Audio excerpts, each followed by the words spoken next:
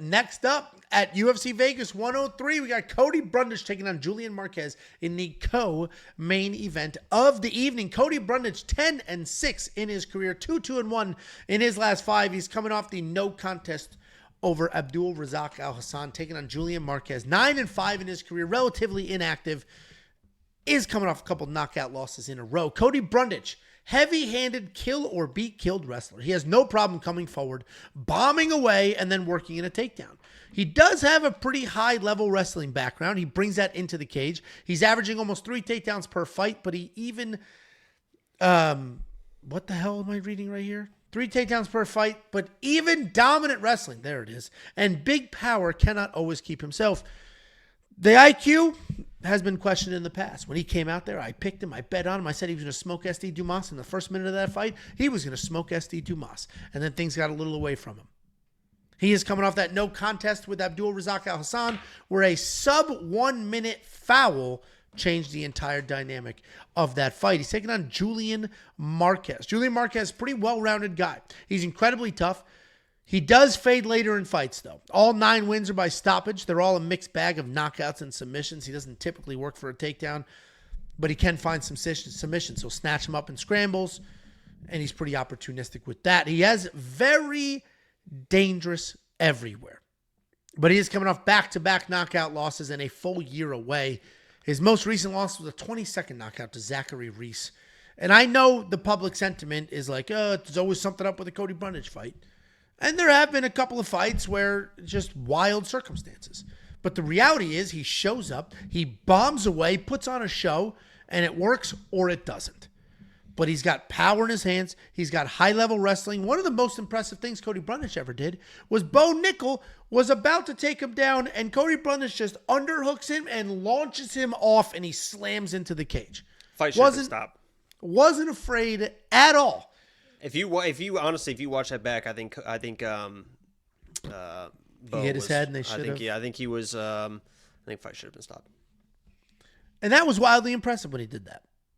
And I have to go Cody Brundage here. And I get that the circumstances can be weird. I get he's pulled guard far more times than anybody, or pulled guillotine far more times than anybody would have ever liked. But the reality is he hits like a freight train. And we just watched Julian get knocked out twice. He's a high-level wrestler. We've seen Julian get taken down. I think Cody Brundage wins this fight. I'm picking Cody Brundage. Jakey boy, what do you think? Cody Brundage is the lock of the week.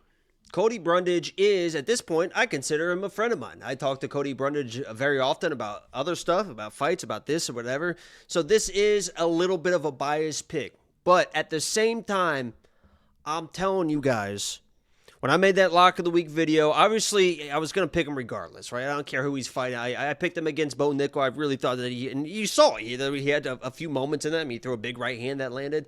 I'm going to pick him against anybody, but he was an underdog. I was surprised that he opened as an underdog. So I rewatched all of Cody's fights to find the clips for, because that's what you got to do, to record all the clips and look for the clips, what do you want for the lock of the week video. So I watched all his previous fights. I'm telling you guys this right now, not even biased in the slightest. Cody Brundage is a good fucking fighter. He's a good fucking fighter. And in those fights that he loses, he has success in all these fights, but he just seems to be all hammer, no nail, and he seems to break mentally before he ever breaks physically or with lack of skills or whatever. He just gets in these positions where it's like, he just doesn't know how mentally to kind of work him through those positions. And in talking to him and leading up to this fight and previously or whatever, it seems to me that he is in a much better place mentally. Because after that last fight, I mean, he gets a lot of hate, right? I mean, the DQ with Jacob Malkoun, which, it's a DQ, right? I mean, whether he was hurt or whatever, by the level of law, you can't just fucking elbow somebody in the back of the head. And then the Al Razak Al Hassan, he was knocked out with an illegal shot. He didn't know what the fuck was going on. I mean, he literally was hurt in that fight. And he got a lot of hate for that. And after that fight, he basically, I don't know if it's like, he basically retired. He was like kind of over it, whatever. He was going to look into the coaching, stuff like that.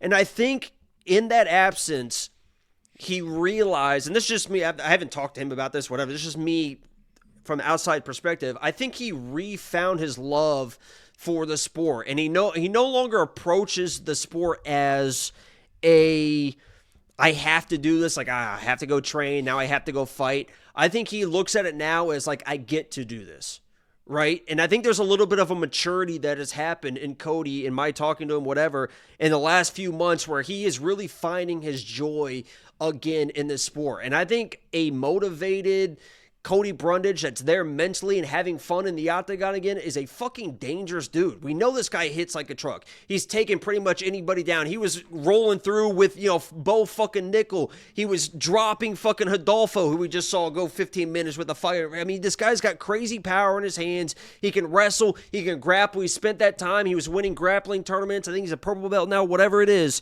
And I know that he's my friend. I'm talking him up, but I really do believe that this guy is a really, really can be a high-level fighter.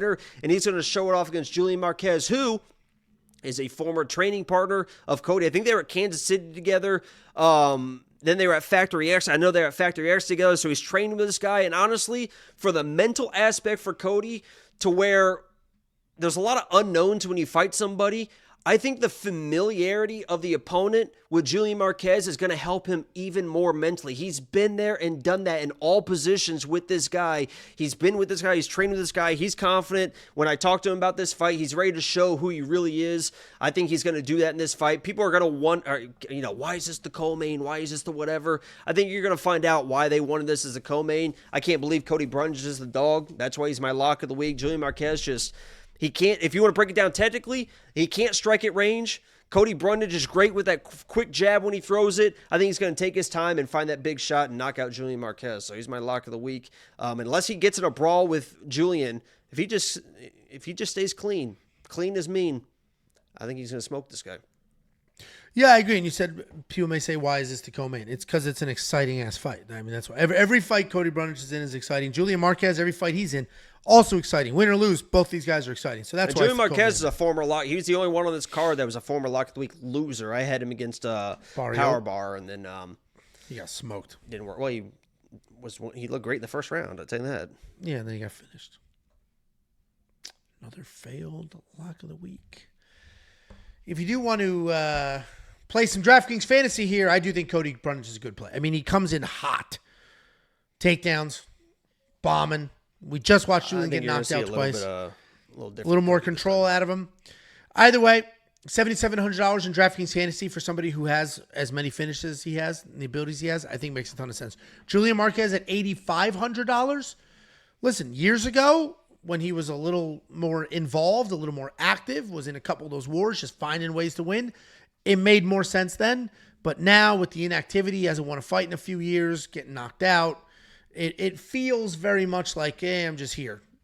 And I can't spend $8,500 on that person. $7,700 for me would make sense in my DraftKings fantasy lineup. You need underdogs to fill that thing out. If you do want to check out all the picks, the bets, the tools, if you want to use the optimizer to build a lineup for you.